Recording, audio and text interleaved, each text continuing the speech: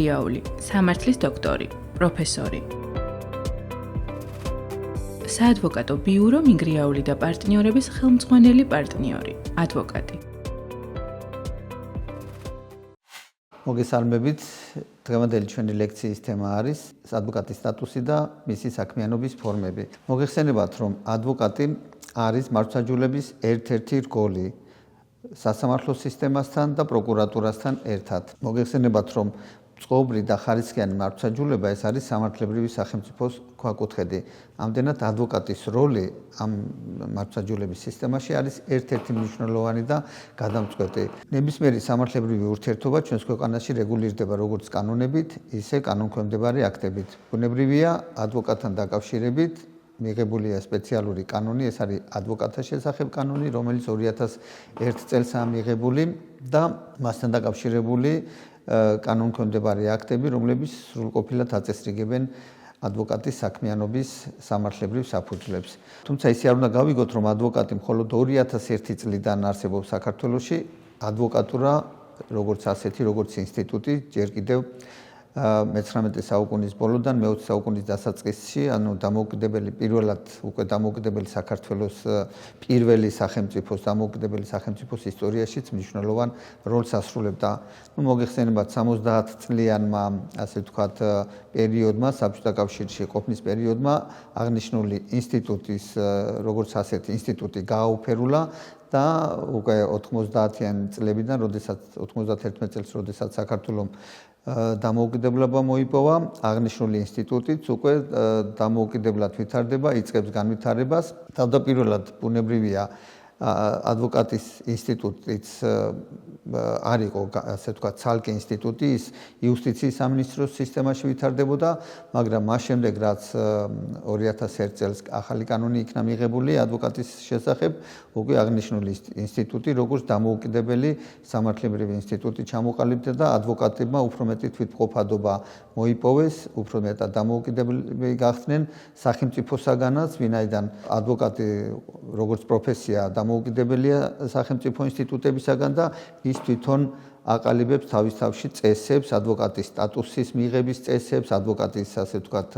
მიმართ დისციპლინარული სახდელის გამოყენების წესებს და ასე შემდეგ. ამიტომ დღეს უკვე შეიძლება თამამად ითქვას, რომ ადვოკატურა, როგორც დამოუკიდებელი სამართლებრივი ინსტიტუტი, ძალიან განვითარებულია საქართველოში და მეცაც გეტყვით, არა მხოლოდ ყოფილი საბჭოთა კავშირის ქვეყნებს გაუსწრო თავისი განვითარებისა და თავისი ხარისხით და ძალიან ბევრი იღებს მაგალითს ამ ყოფილი საბჭოთა კავშირის რესპუბლიკებიდან, არამედ ევროპის ძალიან ბევრი ქვეყანა ცდილობს, რომ საქართველოს ადვოკატურის ძალიან ბევრი, ასე ვთქვათ, სიახლეები გადმოიღოს, რაც ჩვენთან არის დანერგილი და შესაბამისად ეს კიდევ ერთხელ ძალიან მაღლასწევს ადვოკატის პრესტიჟს, ქართველი ადვოკატის პრესტიჟს.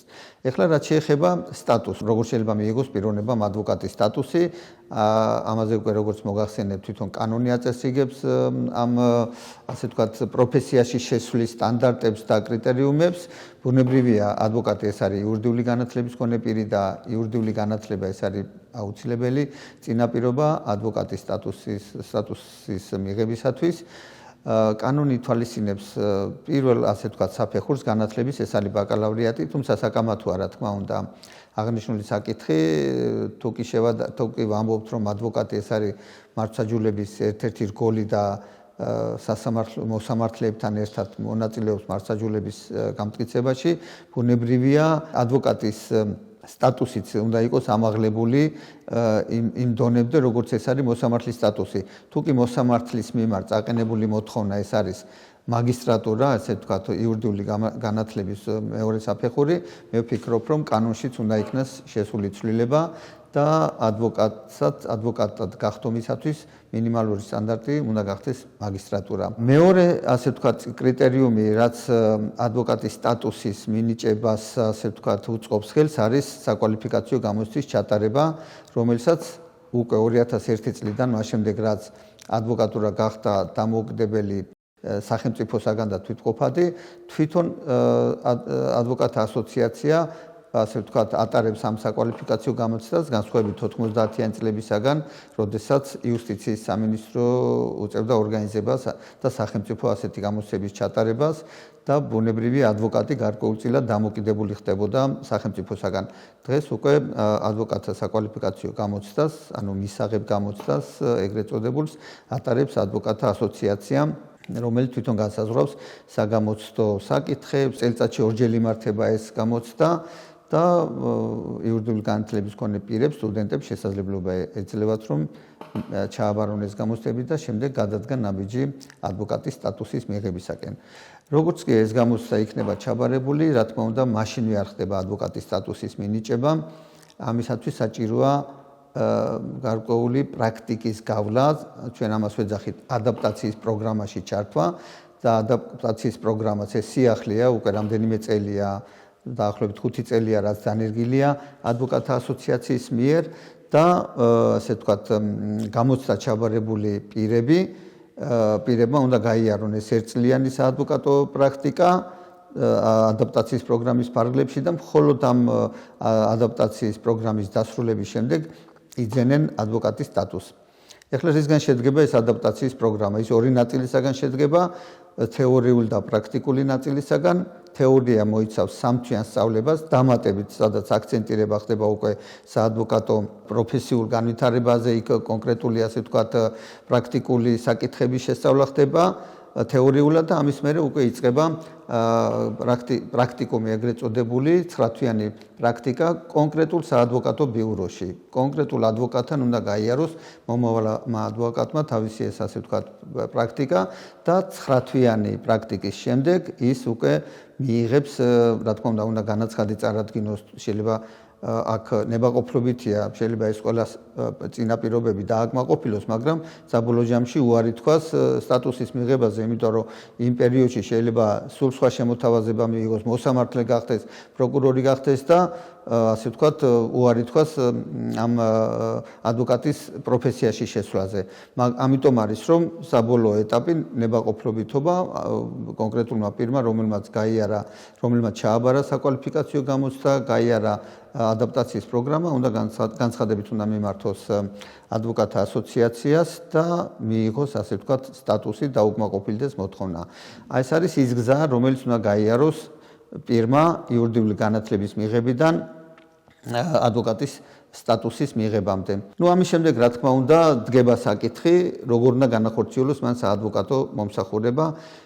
მოგეხსენებათ, რომ ადვოკატი კლიენტთან ურთიერთობაში შედის და უკვე მას გარკვეული პასუხისმგებლობაც ეკისრება კლიენტის ქონების გაფრთხილებასთან მიმართებაში, კლიენტის, ასე ვთქვათ, თავისუფლებასთან მიმართებაში, იმიტომ რომ არასწორმა კონსულტაციამ ვერ იხსნას ის პასუხისმგებლობისაგან, მაშინ როცა ადვოკატს ევალება, რომ ყველანაირი გარემოებები, ასე ვთქვათ, შეისწავლოს კლიენტთან მიმართებაში და ეცადოს, რომ თუ კი ის, ვთქვათ, მართალია და დანაშაული არ ჩაუდენია, შეძლოს ამ კლიენტის მიმართ გამამართლებელი განაჩენის დადგომა.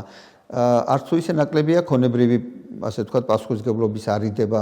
არის ძალიან ბევრი სასამართლო დავა, როდესაც მხარეები ერთმანეთს ედავებიან ქონებასთან მიმართებაში, არა მხოლოდ ქონების, ასე ვთქვათ, შენარჩუნება მნიშვნელოვანი, არამედ ქონების სწორად მოპოვებაც და ძალიან ბევრი ადვოკატი მაგალითად ბიზნეს სამართალში საქმიანობს, როდესაც თავისი კონსულტაციით, ასე ვთქვათ, ეხმარება მეწარმეებს სწორი სამართლებრივი ფორმის შერჩევაში და ბიზნესის, ასე ვთქვათ, სწორად წარმართვაში. ესე იგი, რადგანაც კლიენტთან ურთიერთობა ერთ-ერთი გადამწყვეტი, ამიტომ ეთიკის ნორმები შემოდის ადვოკატთან ურთიერთობაში. ადვოკატს აქვს გარკვეული პასუხისმგებლობა არა მხოლოდ კლიენტების მიმართ, არამედ თავისი კოლეგების მიმართ, მართლმსაჯულების სხვა ორგანოების მიმართ და ის უნდა იყოს, ასე ვთქვათ, ამ კუთხით კოლეგიალური, როგორც თავისი კოლეგებისა და მოსამართლეების მიმართ, ასევე მესამე პირებთან ურთიერთობაშიც. ადვოკატის საქმიანობს ან დამოუკიდებლად, ასე ვთქვათ, ყველა ადვოკატს არ აქვს შესაძლებლობა, რომ ჰქონდეს, ვთქვათ, ფეშენებლური ოფისები, საადვოკატო ბიუროები. თავდაპირველად ბუნებრივია, შეუძლებელია ადვოკატმა დაიწყოს საქმიანობა რაღაცა სერიოზული ოფისის მეშვეობით, იმიტომ რომ ოფისის ქონა, რა თქმა უნდა, აუცილებელია ნებისმიერი ადვოკატისათვის, თუნდაც იმიტომ, რომ კლიენტი მიიღოს, გაესაუბროს მას, კონსულტაციები გაუწიოს და რაც მთავარია, დაიცვას, დაცული იქნას კლიენტის კონფიდენციალობის პირობები, ინფორმაცია არ უნდა იყოს ხელმისაწვდომი ნებისმიერი პირისათვის. ამიტომ ჩვენ დიდ ყურადღებას ვაქცევთ, იგულისხმება ადვოკატთა ასოციაცია, როდესაც მაგალითად უზრუნველყოფს, რომ მენტორი ადვოკატების შერჩევის დროს გაითვალისწინოს ის, რომ მენტორ ადვოკატს უნდა ჰქონდეს ოფისი, სადაც ასე ვთქვათ, უნდა იყოს შესაძლებლობა, რომ საკონსულტაციო ოთახი გამოყოფილი იყოს, კლიენტთან შეხვედრის ოთახი გამოყოფილი იყოს და არ იყოს საჯარო და ყველასთვის ხელმისაწვდომი. დასაწყისში, როდესაც ადვოკატი ფიზიკური პირი იწყებს საქმიანობას, ბუნებრივია მან უნდა იზრუნოს იმაზე, რომ შეარჩიოს ეს გარკვეული ოფისი. შეიძლება მან საკუთარი ბინიდანაც და ბინაშიც მოაწყოს ეს ოფისი და ასე დაიწყოს საქმიანობა, იმიტომ რომ არც თუ ისე იაფია საადვოკატო მომსახურების, ასე ვთქვათ, ფარგლებში, იქ საჭიროა უამრავი ტექნიკა, ასე ვთქვათ, საბეჭდი მოწყობილობები, ამოსაბეჭდი მოწყობილობები, რომ გარკვეული პროდუქტი შეიქმნას, იქნება ეს არჩელები, შესაგებლები და ასე შემდეგ, ხელშეკრულებები, ანუ ცარიელი შიშველი ხელით საადვოკატო მომსახურების გაწევა არ არის, ასე ვთქვათ, სწორი და თავიდანვე ადვოკატმა, პირი, რომელიც გადაწყვეტს, რომ საადვოკატო საქმიანობა განახორციელოს, უნდა იზრუნოს იმაზეც, რომ ეს ყველაფერი, ასე ვთქვათ, უზრუნველყოფილი იყოს ამ ტექნიკით და ბუნებრივია საადვოკატო ოფისითაც, როგორც უკვე აღნიშნე, იმისათვის, რომ დაცული იყოს კლიენტის ინფორმაციის კონფიდენციალობა. ხშირ შემთხვევაში ადვოკატები ერთიანდებიან, რა თქმა უნდა, ეს გაერთიანება ერთ-ერთი მნიშვნელოვანი კომპონენტია საადვოკატო საქმიანობის წარმართვაში, როდესაც მაგალითად ადვოკატები ქმნიან ერთობლივ ამხანაგობას სხვა ადვოკატებთან ერთად და ამ ამხანაგობაში უკვე ინაწილებენ გარკვეულ ხარჯებსაც, არა მხოლოდ შემოსავლებს, არამედ ოფისის ხარჯებსაც და შესაბამისად უფრო იმარტივებენ საადვოკატო საქმიანობის განხორციელებასაც. ადვოკატისათვის ინფორმაციის მიწოდება არის ვალდებულება ყველა ორგანოსათვის, იქნება ეს ფიზიკური პირი, იქნება იურიდიული პირი, იქნება ეს ორგანიზაცია თუ სახელმწიფო ორგანოები. ამიტომ ადვოკატი ლაღი უნდა იყოს თავის საქმიანობაში და ნებისმიერი ინფორმაცია, რაც კლიენტის საქმიანობასთან არის დაკავშირებული, სასამართლო საქმიანობასთან არის დაკავშირებული, უნდა იყოს ხელმისაწვდომი მისთვის და ამიტომ კანონი გარკვეულ გარანტიებსაც აძლევს ადვოკატს, რომ მან მარტივად მოიპოვოს ინფორმაცია სხვადასხვა უწყებიდან. არის შემთხვევები, როდესაც პერსონალური ინფორმაცია, რომელსაც უწყება პირდაპირ ვერ მოგაწვდის თუ თქვათ არახარ ამ კონკრეტული კლიენტის, ასე ვთქვათ, უფლებამოსილებით აღჭურვილი, ანუ მინდობილობით აღჭურვილი პირი, არის შემთხვევები, რომ ადვოკატი თუ კი ვთქვათ, ვერ მიაღწევს ინფორმაციის მიღებას სახელმწიფო უწყებებისაგან, მიმართავს სასამართლოს და უკვე სასამართლოზე შუამდგომლობის დაყენებით ის ცდილობს, რომ ეს ინფორმაცია მიიღოს სასამართლოს მეშვეობით. და სასამართლოზე შუამდგომლობის დაყენება ნიშნავს იმას, რომ როდესაც სასამართლო განჩინებას იღებს ამ საკითხთან დაკავშირებით, ამ განჩინების შესრულება სავალდებულოა ყველასათვის. იქნება ეს კონკრეტული ფიზიკური პირი თუ სახელმწიფო უწყება თუ კერძო იურიდიული პირი. ასე რომ სასამართლო არის მისი ადვოკატის საქმიანობისათვის ხელშემწყობი ორგანოც. ოღონდ რა თქმა უნდა, ადვოკატმა თავის საქმიანობა მხოლოდ როდესაც ის სასამართლოში მოხდება კლიენტის საქმესთან დაკავშირებით მოსარჩელე თუ მოპასუხე, ამ შემთხვევაში ახორციელებს სასამართლოს მეშვეობით ამ დოკუმენტების მოპოვებას, თორე ესე დამოუკიდებლად არ არსებობს, რომ მიმართოს სასამართლოს და სასამართლომ დამოუკიდებლად ყოველგვარი სასამართლო წარმოების გარეშე, ანუ სასარჩელო წარმოების გარეშე შეასრულოს შენი, ასე ვთქვათ, მხარდამჭერი ფუნქცია რაღაც დოკუმენტის გამოთხოვაში. აუცილებლად უნდა არსებობდეს სასამართლოს საქმე და ადვოკატი უნდა მონაწილეობდეს ერთ-ერთი მხარის ინტერესების დამცველად, ან მოსარჩელის, ან მოპასუხის და მხოლოდ ამის შემდეგ ეძლევა შესაძლებლობა, რომ მიიღოს დომა გარკვეულ პირადი ხასიათის ინფორმაციებზე. რა ურთიერთობაში შედის ადვოკატი კლიენტთან, ეს არის ყველაზე მნიშვნელოვანი საკითხი საადვოკატო საქმიანობაში, როდესაც თავდაპირველად იწყებს საადვოკატო საქმიანობას ახალდამწყები ადვოკატი, მას ძალიან უჭირს კლიენტთან ურთიერთობა. მას უნდა დაელაპარაკოს ჰონორარზე, მას ინტერვიუ უნდა ჩამოართვას. ესე მარტივი არ არის, ის გარკვეული ფსიქოლოგიურ, ასე ვთქვათ, ურთიერთობაში შედის თავის კლიენტთან და უნდა შეძლოს, რომ კლიენტზე მაღლა დადგეს, ხომ? იმიტომ რომ არ უნდა იყოს მორიდებული, არ უნდა მოერიდოს იმ კითხვების დასმა, რაც მნიშვნელოვანია თვითონ კლიენტის საქმიანობისათვის. ახლა მოგეხსენებათ, არის საოჯახო დავები, არის მემკვიდრეობითი დავები, არის სისხლის სამართლებრივი, ასე ვთქვათ, ისეთი დანაშაულები, სადაც ასე ვთქვათ, საჭიროა უამრავი ინფორმაციის მიღება და პირველი წყარო, რა თქმა უნდა, არის კლიენტი. და თუ კლიენტთან მოგერიდება კონკრეტული საკითხის დასმა, ბუნებრივია ვერ მიიღებ ინფორმაციას და პროცესს ვერ წარმართავ წარმატებით, ხო, თუ კი სრული ინფორმაცია არ აქვს.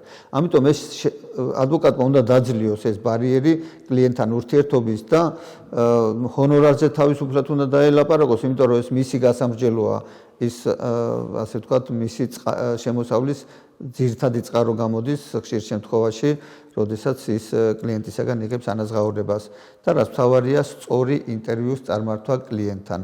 ადვოკატმა უნდა შეარჩიოს ის შეკითხვები, რაც აუცილებელია სრულყოფილი ინფორმაციის, ასე ვთქვათ, მისაღებად კლიენტისაგან და ამისათვის უნდა მოემზადოს ადვოკატი, კლიენტის შესახვედრად უნდა მოემზადოს და ურთიერთობა კლიენტი ადვოკატის უნდა იყოს დაძლეული, სწორად წარმართული და ეს იქნება ადვოკატის ერთ-ერთი ხელოვნების საკითხი. სწორად წარმართული ინტერვიუ კლიენტთან არის სწორედ ადვოკატის ხელოვნების საკითხი. ადვოკატმა უნდა მიიღოს ნდობის ფოტომი, ხო?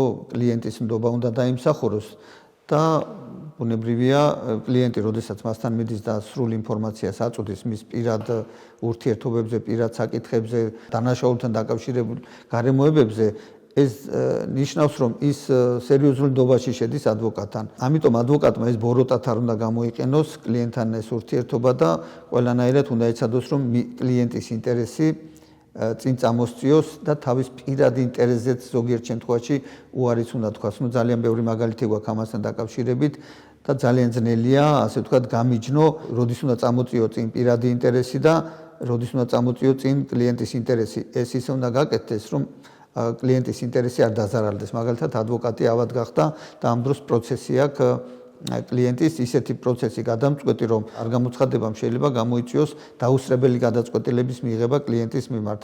კლიენტი მთლიანად მონდობილია შენზე და ამ დროს შენ არ მიდიხარ პროცესზე და ამ პროცესზე სასამართლო იღებს კლიენტის საწინააღმდეგო გადაწყვეტილებას. თუმცა ადვოკატი ავად არის. რა უნდა ქნას ასეთ შემთხვევაში ადვოკატმა ექიმთან წავიდეს თუ პროცესზე წავიდეს, ხო? შეიძლება ისეთი კრიტიკული სიტუაცია დაუდგეს.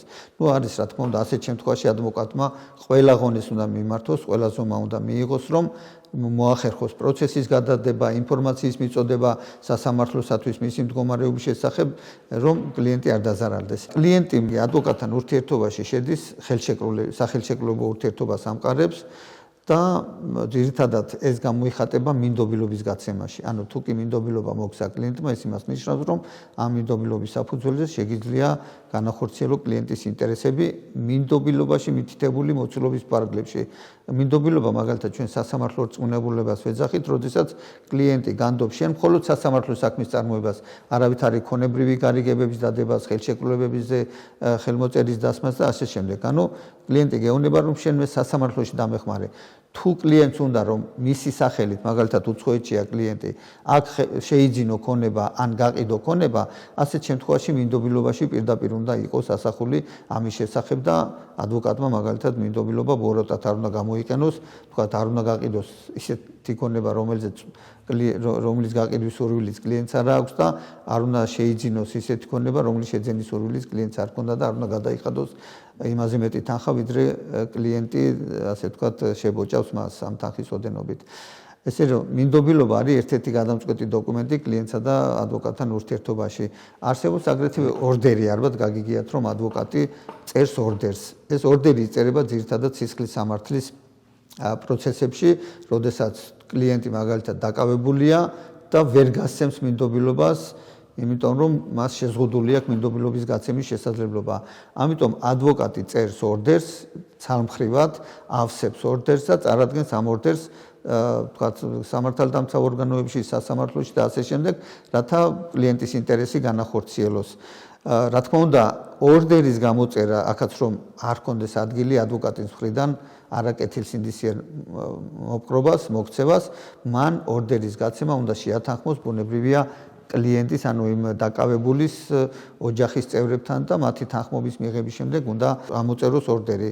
თუ რაღაცნაირად კლიენტთან ექნება ურთიერთობა, როდესაც თქვა სასამართლო პროცესზე შეიძლება კლიენტი მოიყვანონ და კლიენტთან გასაუბრების შესაძლებლობა ექნება, შეუძლია კლიენტის თანხმობით ასევე ამოწეროს ორდერი. როგორც ვნახეთ, ადვოკატი ერთ-ერთი მნიშვნელოვანი რგოლია მართვაჯულებაში, სასამართლოსთან და პროკურატურასთან ერთად. მართვაჯულება, ხარისხიანი და სწორი და სამართლიანი მართვაჯულება სამართლებრივი სახელმწიფოს ქვაკუთხედია და ნახეთ, რამხელა როლი აქვს ადვოკატს ამ სამართლებრივი სახელმწიფოს ხელშეწყობის გზაზე, ანუ მისი ადვოკატის მხრიდან სწორად გაწეული კონსულტაცია, მართებულად და იურიდიულად სწორად წარმართული, ასე ვთქვათ, კონსულტაცია ხელშეუწყობს, რა თქმა უნდა, არა მხოლოდ კლიენტის ინტერესების განხორციელებას, არამედ სწორი განაჩენის თუ სწორი გადაწყვეტილების გამოტანაში სასამართლოსაც.